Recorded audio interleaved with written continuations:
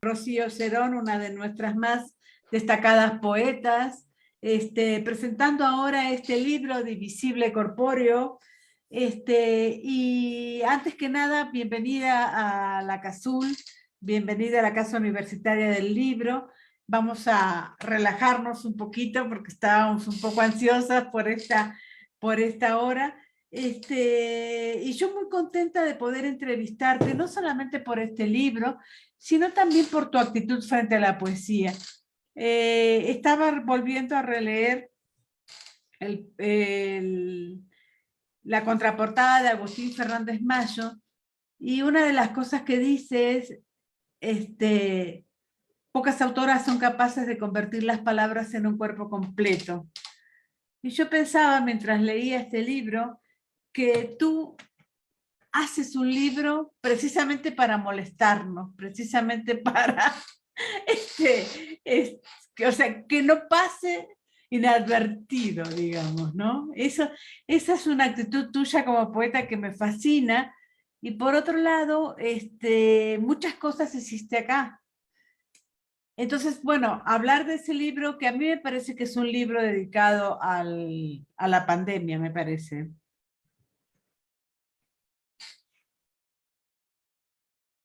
Ya está, porque estaba cerrado el micro. Sí, justamente, es por dónde empezar. Yo creo que todos mis libros son un poco no con la intención, digamos, de molestar al lector, pero sí con la intención de cuestionar al lector el lugar desde donde está colocando la lectura. Es decir, sí puedo entender que sea un libro que de pronto cuestione como incluso los límites de lo que significa la poesía, de lo que creemos que es poesía, de dónde tiene que moverse la poesía, ¿no?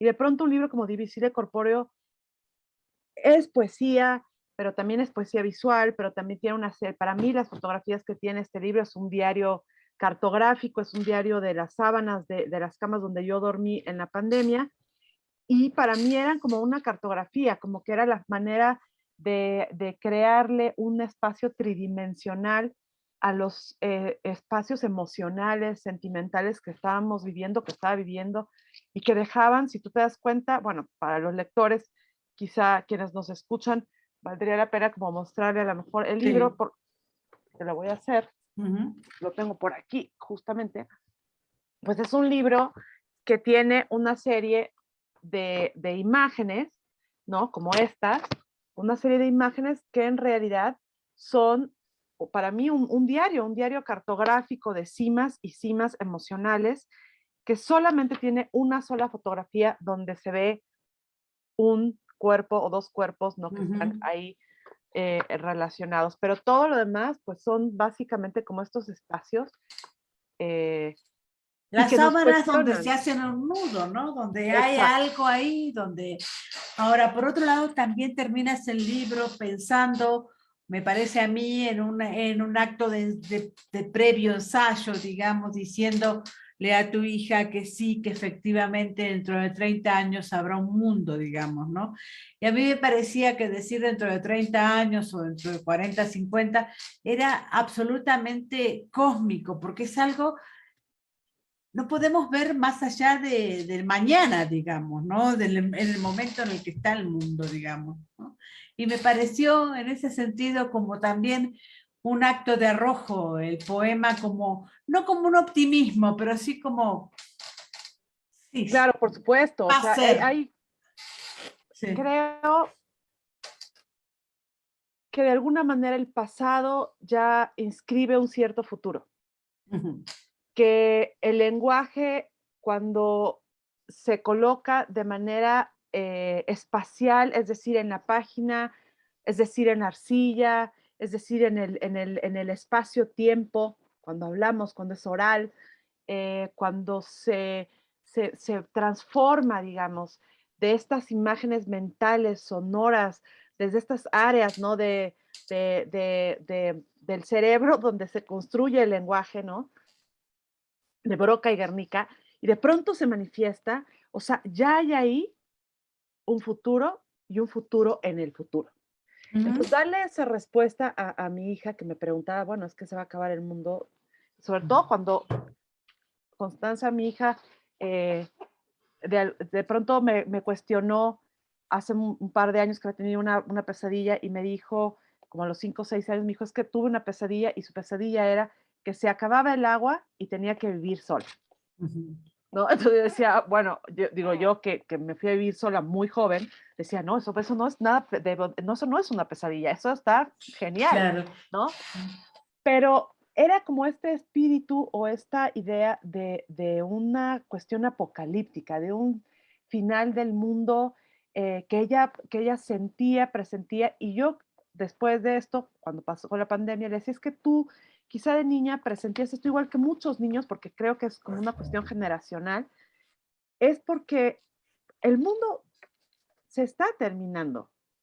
El mundo se terminó de una manera en que lo concebíamos en la pandemia, como se ha terminado el mundo conocido, en las pestes, en las plagas, en los cambios de eras, en los cambios de paradigmas. Y ahí sí creo que la poesía, y tú lo sabes, la poesía en todo momento, pero especialmente en los momentos de crisis, especialmente en la pandemia, se abrió como un claro del bosque, como diría María Zambrano, como un claro donde nos pudimos encontrar, donde nos pudimos refugiar. Y para mí eso significó como realmente entender que esa casa, que mi verdadera casa, que es una casa construida de palabras, de lenguaje, eran también esa pequeña casa, este espacio íntimo que eran las sábanas donde dejaban las huellas los cuerpos, las sábanas donde quedaban los restos, ¿sabes? De todo, de los humores, de los sueños, de los, de las pesadillas, de las preocupaciones, de las angustias. Y escribí un libro que es profundamente íntimo y al mismo tiempo que está todo el tiempo pulsando en lo que pasa en el mundo, porque registraba ese vaivén o ese flujo entre los interiores y lo que estaba pasando pues en las calles, ¿no? Simplemente la escucha. El libro abre con un QR, que es un poema sonoro, que no es el soundtrack del libro, sino es un poema sonoro que primero te hace viajar por ese espacio sonoro y que te coloca en otro lugar para entrar en la lectura del libro. Ahora, el otro día viendo un documental sobre Alex Ferguson, un entrenador del Manchester United, decía, me quedé en la cama, ¿hay algún lugar mejor para estar? Y yo me quedé pensando, precisamente porque estaba leyendo tu libro, y pensé que todos los que tenemos cama en este momento podemos estar tranquilos, podemos pensar que el mundo se va a acabar, pero nosotros tenemos nuestra cama y nuestras sábanas, digamos, ¿no? Y pensaba yo que hasta qué punto la cama funciona como un gran refugio. Bueno, la cama es un gran refugio, pero hay muchos tipos de camas, ¿no? Hace muchos años, cuando yo empecé a hacer estas intervenciones, pues digo, como instalaciones, y porque ahí fue donde empecé en los 90, tuve una serie que se llamó Reflexiones sobre el hecho, que dio pie después a un ensayo sobre la cama que está en mi libro de la rebelión. Y en aquel momento hice una instalación de una cama que se abría como si fuese un libro, las sábanas estaban impresas y tenían partes del cuerpo y una serie de textos, que fue ahí donde alguien se acercó a mí y me dijo, oye, pero tú estás escribiendo poesía. Y yo dije, no, yo no estoy escribiendo nada de poesía. O sea, esto es como parte de las materialidades de lo que estoy haciendo de instalaciones o de estas piezas de poema, de poesía visual, digamos. Me decía, no, es que estos son poemas.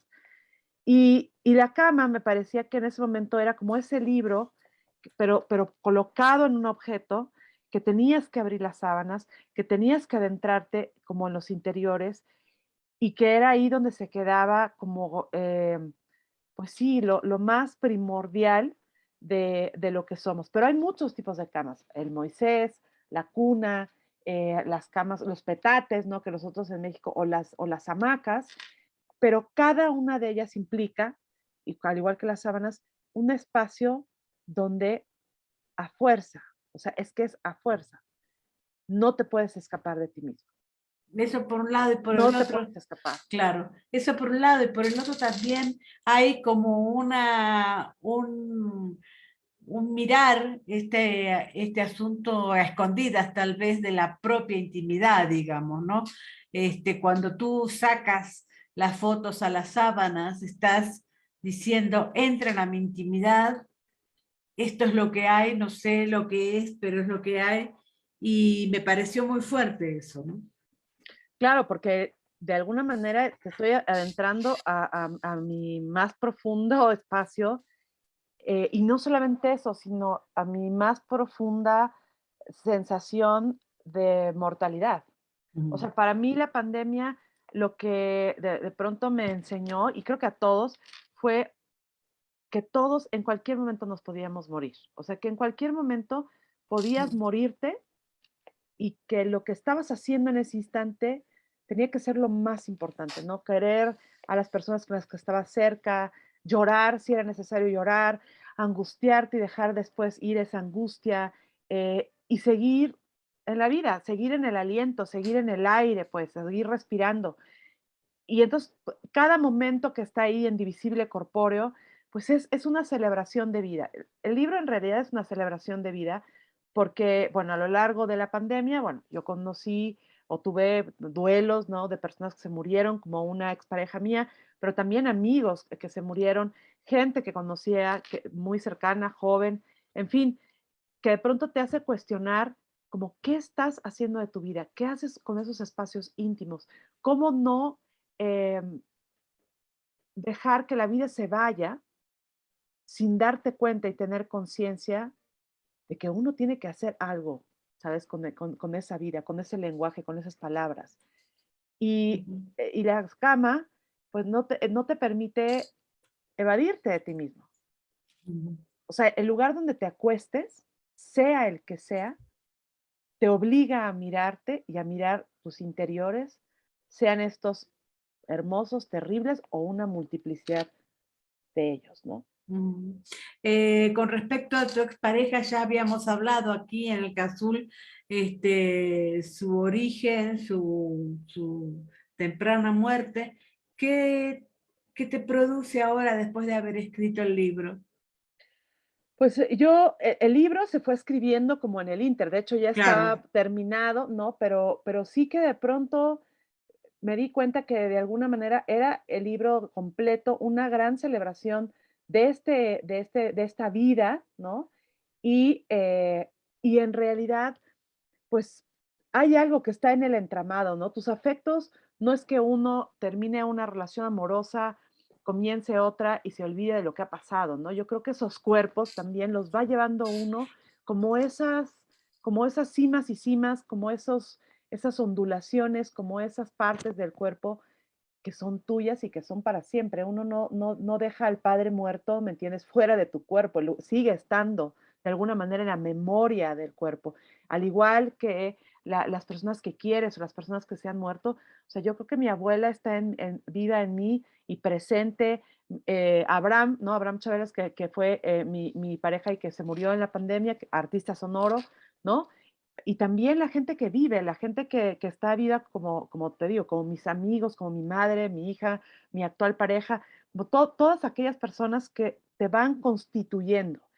Divisible Corpóreo es también un libro que me constituyó, o sea, que me dio un cierto centro para seguir, que fui investigando. El proceso del libro está en mi Instagram, que de hecho inició, porque bueno, hay que decir que Divisible Corpóreo es el tercer libro de una trilogía que se llamó Materialidades Inmateriales, que empezó con La Observante. Fue La Observante escucha y La Observante toca. La Observante, el libro se llama Espectio. En La Observante escucha es simultáneo sucesivo, que acaba de salir también este año en España, y que tiene un álbum sonoro que se llama Sonic Bubbles y una acción performática que se llama Burbujas Sónicas, y Divisible Corpóreo, que a su vez tiene otras piezas, como tú ya sabes, yo hago mucho, y bueno, quien no sepa que nos esté escuchando, siempre parto del lenguaje, pero tengo muchas piezas que están en esta poesía transmedial dentro de la videopoesía, o la poesía sonora, o la poesía performática, y Divisible Corpóreo tiene piezas performáticas que presenté antes siquiera de que el libro apareciese, como intervenciones en el videopoema en una masía en Barcelona, o un performance que hice en la feria del libro del Instituto Politécnico Nacional en 2021, ¿no? En línea, que fue una pieza específicamente que hice en línea para ellos, con los poemas de Divisible Corpóreo. Ahora, más allá del proceso, más allá de la trilogía y todo tu creatividad puesta al servicio de todo lo que haces, me parece a mí, como lectora, hay muchísimas maneras de aproximarse al libro, digamos, ¿no? O sea, no necesariamente uno tiene que hacer todos estos procesos finalmente, ¿no? No, no, para nada. No, al contrario, o sea, tú puedes, yo digo que los códigos QR, porque tú entras a las piezas, digamos, por medio de los códigos QR, pero los códigos QR es algo que yo ya usaba desde la antología que hice, que se llama Anatomía del Nudo, que es una antología de obra reunida del 2002 al 2015 y que salió en 2015, es decir, hace 7 años. Y yo decía, cuando desaparezca el código QR, pues será una mancha tipográfica, como la mancha tipográfica del texto en el libro, que estará ahí y que no se verá tan terrible que si la foto envejece, ¿no? De colores y se va envejeciendo y se ve amarillenta. Entonces, uno puede entrar a Divisible Corpóreo simplemente desde la lectura, visual y textual, o textual y visual, porque las fotos pues están ahí. Uno puede entrar por el poema sonoro y salir por el videopoema, o bien uno puede simplemente leerlo, ¿no? Eso es una decisión del lector. Digamos, la, la apuesta del libro está colocada en la dimensión de estos territorios que van cada uno como colocándose para crear todo este universo poético que va por muchos puntos, por lo visual, por lo sonoro, por lo táctil. Todo el libro es profundamente táctil, pero eso está ya en los poemas. Si tú lees solamente los poemas, podrías no pasar por el videopoema, por la poesía sonora, por las fotografías, y funciona, ¿no? Pero las fotografías sí son para mí vitales porque son ese diario cartográfico que acompañó a la escritura. O sea, muchos de los poemas están escritos incluso en la cama, ¿no? O sea, están escritos incluso ahí y luego ya pasados en limpio. Entonces, es el lector en su absoluta libertad y decisión quien hace el viaje por el libro, quien hace la travesía como con estas coordenadas que el autor, o sea, que la autora pone a su disposición como en un tablero de ajedrez, en una jugada que digamos que le incito al lector a que entre, pero también es cierto que se necesita de un lector 360 grados multiperceptual que esté abierto a meterle el celular, ¿me entiendes? Con el código, para entrar con el código QR, a meterte, a oírlo, a volver a leer, ¿me entiendes? A salir, a ver las fotos, o sea, un lector que sea bastante más activo que un lector nada más que lee el texto. Pero tú puedes leer el texto y de pronto llegar al sonido. Y también será otro tipo de viaje, ¿no? O no Claro. leer más que el texto. O sea, creo que ahí está como colocada todo en el universo del libro, pero que pues esa ahora sí que es una decisión del lector que entre. A mí me gusta Divisible Corpóreo porque de alguna manera eh, cierra esta trilogía, pero también es como el libro más exacto y eso es gracias a la editora, que he tenido una editora maravillosa, que es Virginie Castel, que entendió muy bien desde Spectio, o sea, que es el libro del observante, qué es lo que yo estaba buscando. Mis libros necesitan editores muy particulares, porque yo no puedo editar un libro de este tamaño, porque mis poemas y las imágenes y todo necesitan de espacio. Yo soy absolutamente una devota de Mallarmé y de estos libros que tienen el espacio y la cadencia y lo necesario para que el poema viva como tiene que vivir.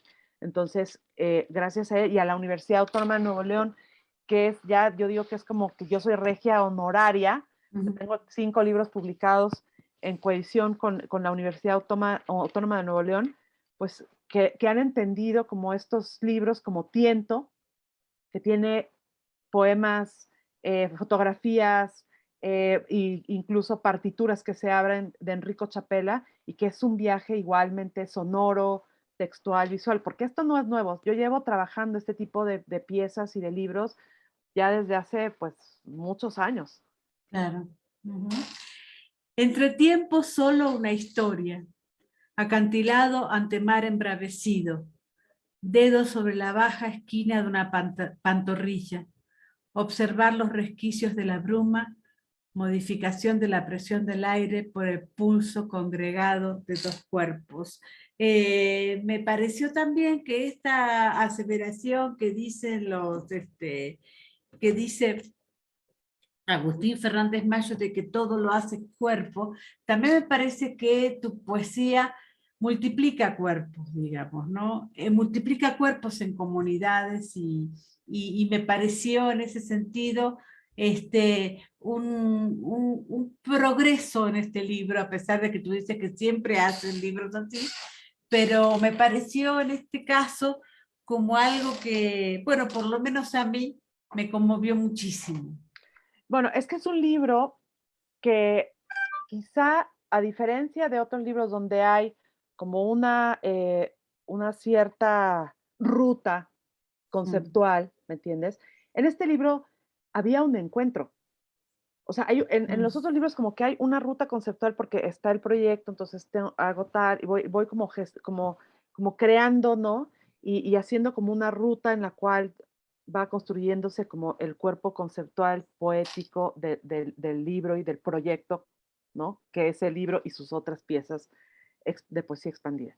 En este caso fue como súper orgánico. Y yo creo que el libro lo presenta. El libro es profundamente corpóreo, o sea, profundamente epidérmico. No hay camino más que el de sentir. Esa es Mm, también una cosa. El libro es profundamente sentimental. mm, Sentimental en el mejor de los aspectos, como Antonio Dalmacio, este maravilloso neurocientífico, dice que es, los sentimientos nos hicieron tener conciencia. claro. La vergüenza, el amor, el odio, estos sentimientos son lo que nos hace profundamente humanos. Mm, Y cuando tú te ves desnuda o desnudo o desnude, como quieran, ante ti mismo, porque no hay peor censor, ni peor verdugo, ni peor tormento que lo que tú piensas y que lo que tú sientes, porque todo sucede aquí, en ujú, tu percepción de lo que pasa en el mundo. Yo hablé con personas que estaban absolutamente aterradas por las cosas que se imaginaban en su mente, en su cabeza, en su conciencia, pues. Yo decía, es que esto sí y no, o sea, sí es, pero no es más como lo que alimentas de ese miedo a lo que realmente está pasando. Entonces, Divisible Corpóreo me enfrentó a mí hacia mis miedos, hacia mis vergüenzas, hacia mis debilidades, hacia mis sentimientos. Yo que a veces me he guarecido en muchos momentos en mis sentimientos en la escritura, este libro se convirtió en un espacio profundamente sentimental. ujú, ujú. Tan sentimental que puedes verlo en lo que hay, la mirada de las sábanas, cómo Sí. están ahí. No son sábanas, ni siquiera hay algo de erotismo, pero en su sentido más vital. O sea, son sábanas que nos hablan de esas huellas. Y alguien me dijo, oye, ¿por qué no hay ningún cuerpo más que en una fotografía? Ujú, Y yo ujú, decía, porque toda presencia siempre en un momento se vuelve una ausencia. ujú, Y su ausencia es mucho más potente. ujú. Eso es cierto. Dice Patricia Camacho Quinto que padre tu punto de vista, Rocío, de lo vital, de lo corpóreo, de la poesía y de lo performático. ¿Cómo ves eso, ese comentario? Muchas gracias, Patricia. Y sí, hay una cuestión que a mí me gusta mucho pensar con la poesía y creo que es que uno pone, ahora sí, que el cuerpo, la puesta en cuerpo del poema, ¿no?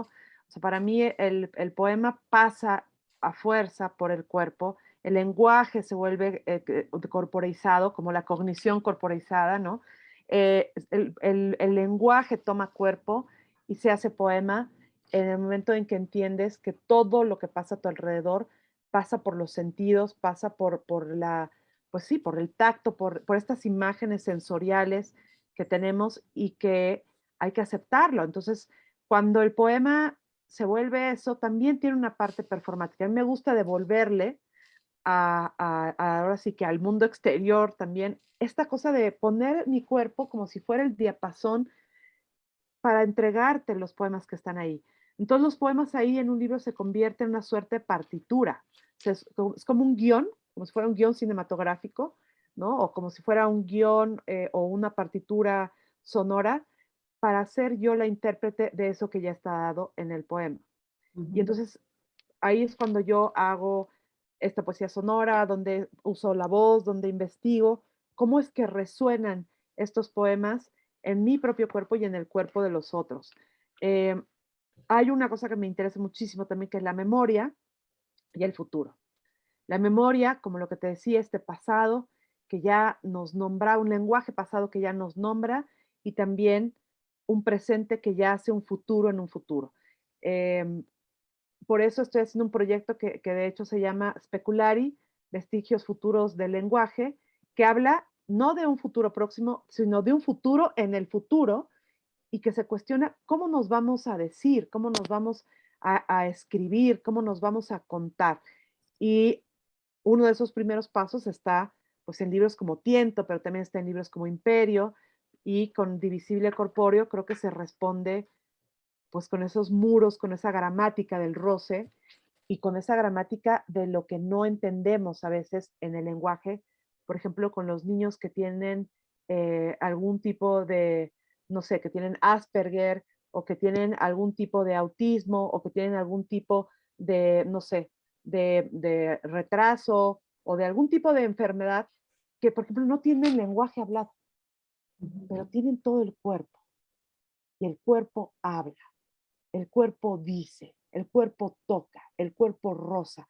Y a eso me refería con la gramática del roce, ¿no? Esta gramática de lo sutil, esta gramática de los gestos, y que está también en el poema, y que está, de hecho, en el poema como una cosa profundísima que nos hace que la palabra sea apertura, o sea, puerta, revolución o frase lapidaria que llevas cargando toda la vida. Ahora, a lo largo de tu carrera, has optado, o no sé si es casualidad también, en no meterte en las discusiones feministas, en no meterte en estas peleas que van y vienen. Pasamos fin de semana pasada una cosa terrible con Carolina Salín, digamos, con Carolina Salín, la escritora colombiana. Entonces, ¿qué es lo que te pasa con eso? ¿Y por qué has decidido estar afuera de eso? Fíjate que yo no creo que esté afuera. Lo que pasa es que o sea, yo al contrario, creo que siempre ha sido mi manera, o sea, mi manera de poder crear como espacios, digamos, feministas, de crear espacios de igualdad, de crear espacios de equidad, son mis espacios de formación. O sea, donde doy laboratorio, donde doy talleres, ¿no?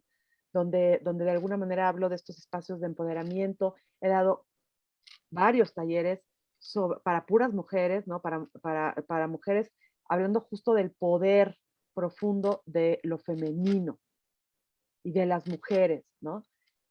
Lo que no me interesa mucho, y lo digo abiertamente, son las agendas. O sea, es decir, la agenda coyuntural de hablar, por ejemplo, de cierto tema que está de moda, como la maternidad, o el feminismo más radical visto no por las blancas privilegiadas, sino entonces por las morenas. O sea, como que esas cosas, a mí me parece bueno, que hay que hacerlas, pero yo, como decisión, y como decisión lo que yo he hecho es, cuando me dicen, oye, es que tus poemas no son políticos, yo digo, perdón, entonces no me has leído. Porque Diorama es profundamente político, porque Imperio es un libro sobre la guerra. Perdóname, pero todo poema es político, y si yo he escrito poemas sobre la violencia o sobre la violencia en nuestro país o sobre la muerte, están en mis libros, hay que leerlos. Divisible Corpóreo. Bueno, Divisible Corpóreo es es profundamente político. totalmente político. Es profundamente político, y pero creo que esas agendas coyunturales no son mis agendas. O sea, mi agenda es una agenda que tiene que ver con el feminismo, que tiene que ver con la política, que tiene que ver con la igualdad, que tiene que ver con la empatía, que tiene que ver con la justicia, que tiene que ver con un país, ¿no? Yo he hablado del país de múltiples maneras y en distintos momentos y en distintos sexenios, ¿eh? Y en el fondo siempre está ahí como esta idea de la educación, la forma en que miramos, la forma en que nos describimos, que podemos describirnos el mundo a nosotros mismos como el primer punto de contacto con resistir y revolucionar y pedir y exigir lo que queremos. Entonces, claro, sí soy una defensora absoluta, no solamente de mujeres, de los niños, de las niñas, o sea, de las niñas, de las opciones, ¿me entiendes? De las disidencias y de las nuevas formas de género, de las nuevas formas de encontrarnos y sobre todo de la justicia y de la equidad. Entonces, pero no quiero estar en una mesa y que me inviten solamente a mesas a hablar sobre cómo maternar. Perdón, Sí. o sea, eso no, digo, yo sé cómo materno y he escrito, le he dedicado a mi hija, Tiento es un libro que habla sobre la madre, sobre la hija y sobre ese linaje de lo que sería, digamos, la Eva mitocondrial, o sea, ese linaje de las mujeres, ¿no? De un padre ausente, de una figura totalmente ausente del padre y de lo que significa venir de una casa y de una familia donde las mujeres son, han sido y serán siempre poderosas. Por lo menos en mi casa sí ha sido. Y donde los hombres están como un poco eh, disueltos, pero también creo que es importante ver a los hombres y las nuevas masculinidades, ¿no? Y las nuevas masculinidades, y qué está pasando con las nuevas masculinidades y con las nuevas formas de encontrarse en los diversos géneros y en las diversas maneras, no solamente de la sexualidad, sino del pensamiento y de cómo estoy en el mundo, de cómo me paro en el mundo, de cuál es mi gravedad en el mundo. Y pues sí, Divisible Corpóreo es profundamente político. Tú lo dijiste, no lo quería decir yo, pero es absolutamente político y al mismo tiempo está en este espacio de lo íntimo. Yo creo que el lector es un lector inteligente o alguien que llega a Divisible Corpóreo es un lector que entenderá esos claroscuros, esos espacios de intimidad y que entenderá eso que quiero decir sobre la justicia, eso que quiero decir sobre un mundo herido, eso que quiero y que está dicho ahí, ¿no? Sobre esa igualdad, sobre ese mundo donde compartimos hombres, mujeres, transgénero, todas las posibilidades que hay y que habrá, que habrá en un futuro, viviendo en un mismo espacio que aparte está a punto de colapsarse. Sí, por otro lado, yo también pienso, que quería preguntarte exactamente eso, ¿qué pasa con el erotismo? Tú que has escrito mucho sobre el erotismo. A mí me parece que estas agendas lo que nos dejan, sobre todo a las mujeres más grandes, porque es una agenda para chicas jóvenes, muy limitada, y por otro lado nos pinta a nosotros siempre de buenas, o sea, nosotros tenemos que ser moralmente buenas. Y me parece como una agenda, mucho del feminismo, una agenda neoliberal, digamos, ¿no? Nosotros tenemos que ser absolutamente impolutas, incólumes. Y yo me parece que yo en la adolescencia yo era una bandida, total, absoluta. O sea, perdón, pero no puedo responder por mí cuando las hormonas saltaban, para nada. Entonces, en ese sentido, también me parece como que hay muy poco para hablar con ciertas mujeres feministas, ¿no? A veces estoy preocupada durante todo el día por las minorías, ¿no? Es decir, que yo no pertenezco, no es que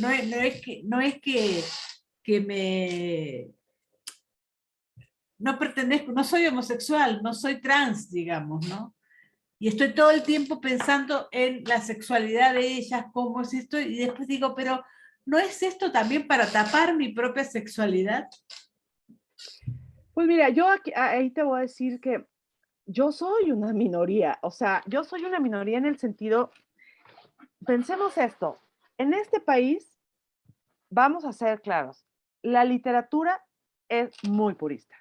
O sea, eres poeta y haces solo poesía.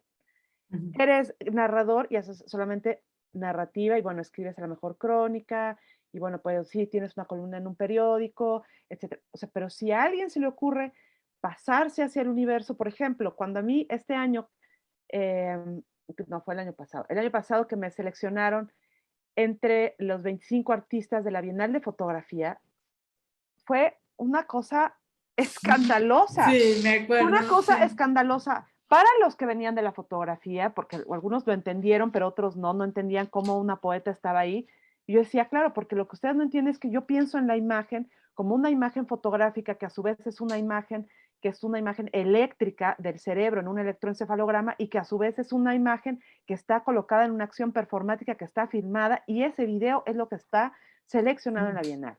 Entonces, cuando yo se lo enseñaba a los poetas y tuve la exposición de potenciales evocados este año, que había muy poco texto y el texto que había estaba en braille y eran unos poemas en braille con unas capas de pintura de laqueado negro, los chicos de poesía me decían, es que ¿dónde está el poema? Y los chicos de arte sonoro me decían, ah, sí, bueno, pero este es como puro sonido y como video y como que no entendían. Y entonces ahí yo decía, es que todo esto que está aquí, lo visual, lo sonoro, lo táctil con los poemas en braille, es el poema. Todo esto es la experiencia del poema de potenciales evocados. Hay gente que no lo entiende, una gran mayoría, y entonces ahí es donde cuando alguien me dice, es que las minorías, yo digo, bueno, pues seguramente yo soy parte de esas minorías, que tenemos una disidencia, pero una disidencia creativa. O sea, no una disidencia de género, de género sí, pero de género me refiero de género de la poesía, porque bueno, la poesía para mí es la poesía en su multiplicidad y un día, y espero que así sea porque lo he repetido, un día el poema se levantará de manera holográfica y un día ni siquiera tendremos que escribir el poema porque pasará de mi cabeza a través de las redes neuronales y eléctricas a tu cabeza sin siquiera pasar por la escritura, porque lo escribiremos en nuestras cabezas. Si ya somos ondas eléctricas, somos electricidad, ya está, ya está a punto de salir el chip número 45, porque seamos sinceros, el celular es absolutamente incómodo, se te cae, la gente muere por tomarse la selfie peligrosa. O sea, habrá un momento donde las prótesis, como decía Roberto Calazzo, las prótesis que tenemos, los lentes, el celular, etcétera, se convertirán todo en pequeños puntos, ¿no? Digitales en el cerebro. Entonces, hablando de disidencias, yo soy una disidente de género, pero del género de lo que se supone que debe ser la poesía. Y yo estoy en contra de esos espacios tan cerrados. Por eso no me gusta decir, ah, soy feminista y entonces hablo del feminismo desde lo que yo veo que es, no sé, vivir en una, porque también hay muchos tipos de feminismos, como ya se sabe en Estados Unidos, que se llaman, bueno, sí, tú y tu feminismo blanco de clase media, etcétera, y lo mismo pasa en este país, un feminismo blanco de clase media, de clase medio pudiente, que habla, ¿me entiendes? Claro. Y que no ve o alcanza medio a ver lo que hay en otro tipo de feminismos, ¿no? Y a mí me parece que hay que ser mucho más plurales y mucho más amplios de mirada, que es algo que tú dices.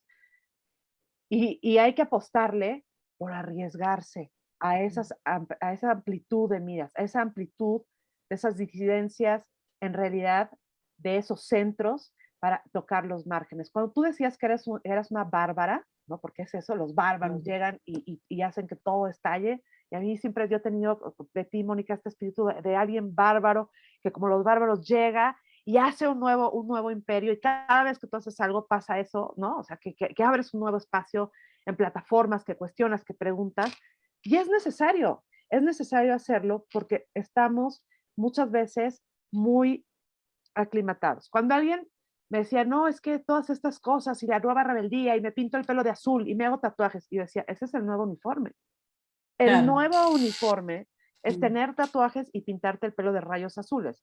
El nuevo uniforme, o sea, cada vez que hablamos paradójicamente de las grandes diferencias y que hacemos todo esto tan distinto y que yo lo veo y digo, pero si todos están vestidos iguales, hombres y mujeres, ahora todo el mundo está vestido igual, ¿no? O sea, todos hombres, mujeres, trans, o sea, hay la verdadera disidencia está en la libertad de ser quien tú quieres a la hora que quieras. Es decir, que no es solamente, por eso a mí me gusta, he tenido muchos alumnos de danza y me encanta cuando alguien me dice, es que yo en realidad me considero un ser masculino, pero tengo una cuestión profundamente femenina y tengo un novio y mi novio es gay, pero a él le gustan los hombres, pero él ama mi lado masculino y femenino. O sea, ya estamos en un momento donde lo masculino y lo femenino empieza a ser múltiple y hay muchos puntos de contacto y esas cosas binarias empiezan a romperse para tejer otras formas. Pero en ese tejido también va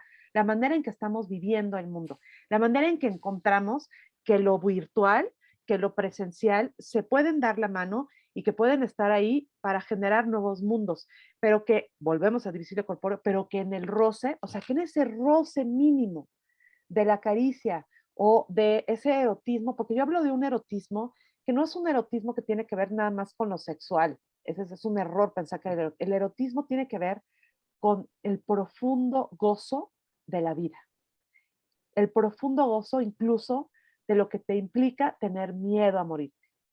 Porque eso, aunque es un miedo terrible, hay un gozo, una cosa íntima de que sabes que ese miedo te hace sentir que sigues vivo. Entonces, ese es un erotismo que a mí me interesa, un erotismo que habla, y en distintos libros está puesto eso, un erotismo que habla desde el aliento, pues, desde el aliento que nos hace sentir que estamos vivos y por lo cual la poesía es para mí mi primera y más profunda casa y que está construida por ese lenguaje que se nutre de muchas maneras del arte contemporáneo, de la música, pero de lo mismo del arte contemporáneo, cuando digo eso, también tiene que ver con la pintura y con las tablillas, ¿no? Sumerias y con el arte egipcio. O sea, sí soy muy amante del arte y del sonido y de la música y de la escucha. Y todo eso va ahí y soy muy curiosa. Entonces, ¿por qué si soy tan curiosa y voraz? Voy a confesarlo, en estas cosas de los bárbaros, soy muy voraz. ¿Por qué tendría que quedarme con un solo punto de vista si puedo hacer que el mundo de las humanidades, el renacimiento del siglo XXI, puede estar habitando aquí en pequeñas cosas que son y que me muestran que el mundo es tan vivo y tan vital que ni 10 vidas me bastarían para entender lo que estamos viviendo y lo que ha pasado en este mundo. Entonces, los poquitos minutos o muchísimos años o poquitos años que tenga siempre de vida, pues me gusta, pues, si ustedes vinieran aquí, pues mi estudio está lleno de vestigios, de pequeños vestigios, ¿me entiendes? Que voy recogiendo, ¿no? Como este Hanuman, que yo amo Hanuman, soy súper fan del monogramático de paz de Hanuman, ¿no? Pero lo mismo que de pequeñas cosas que la gente que me conoce sabe, ¿no? Como este cerdito que lo voy a enseñar por aquí, un cerdito que es un amuleto de la suerte, y a mí esas cosas como los anillos me encantan. Te lo pongo así, en el museo del British Museum vi en la sala egipcia un anillo de un sacerdote que de hecho es parte de uno de los poemas de Borealis, que está publicado por el Fondo de Cultura Económica, donde el anillo lo que pedía era que cuando el sacerdote se muriese, no, su alma no traicionase al sacerdote para decir lo malo que había hecho en la vida, porque entonces no podría haberse ido al mundo, al inframundo, para nada. Entonces, imagínate tener un anillo que le recuerde en el momento de la muerte a tu alma, que le pida a tu alma que no te traicione y diga que erraste, que te equivocaste. ¿Por qué? Porque todos nos vamos a equivocar, porque todos vamos a errar. Y esto que decías tú de la buena conducta, de la mujer intachable, de la mujer perfecta, bueno, ese es el peor yugo que hemos tenido. Ser buenas. Yo no quiero ser buena, perdón. Yo quiero equivocarme, errar, ser mala. Mi hija me dice a veces, mamá, es que tú eres como maléfica. Y yo me quedo así, me dice, ¿qué pasaría si tú eres como Medusa? Me parece que tú podrías ser como Medusa. Y yo digo, no, bueno, ¿qué ideas tendrá esta niña sobre mi persona, no? Pero en realidad me dice, no, es que tú eres muy fuerte y entonces yo siento que estas mujeres se parecen a ti. Y yo digo, claro, pues sí, o sea, Maléfica, la Maléfica de las películas, ¿no? Y yo digo, pues sí, Maléfica en realidad era como profundamente fuerte, se equivoca, no se equivoca, pero tiene todos estos como claroscuros, todos estos contrastes que tenemos todos. O sea, yo no soportaría ser la buena de la historia porque entonces no te da ningún tipo de espacio para poderte equivocar. Y eso también pasa en la poesía. La poesía es una investigación estética, pero también de vida. O sea, para mí la creación es una investigación artística también. Los libros son una investigación artística, pero es una investigación de vida. A veces lo hago de manera más consciente, a veces como Indivisible Corpóreo se da de manera natural y tan orgánica que simplemente el libro se fue dando, se fue dando, se fue dando y las piezas fueron saliendo hasta que estuvo, obviamente la edición, hay un trabajo de la editora, hay un trabajo de edición y de las fotografías, de todo, pero en realidad los poemas son como pulsares, pues, son esos pulsares y por eso tiene el ensayo un par de citas a Bill Viola, que se los recomiendo muchísimo, estuvo en el Teresa, sus videos, y ahora se va a inaugurar en el Marco de Monterrey. Tiene un video hermosísimo, que es uno de sus primeros videos, donde él desciende, va cayendo un cuerpo, y no se ve el pataleo del ahogo, sino simplemente se deja descender por el agua hasta que el cuerpo se pierde. Y esa es la imagen de cuando uno desciende, de cuando uno se entrega al lenguaje o cuando se entrega a la vida. Muchísimas gracias, Rocío. Ya pasamos el horario, así que ya no puedo preguntarte nada, pero fue maravilloso este último discurso. Muchísimas gracias. No, muchísimas gracias a ti y les recomiendo que entren a la página rocioserón.com o en Instagram, que nos sigamos, por ahí sigamos en contacto en @laobservante. Gracias, Mónica.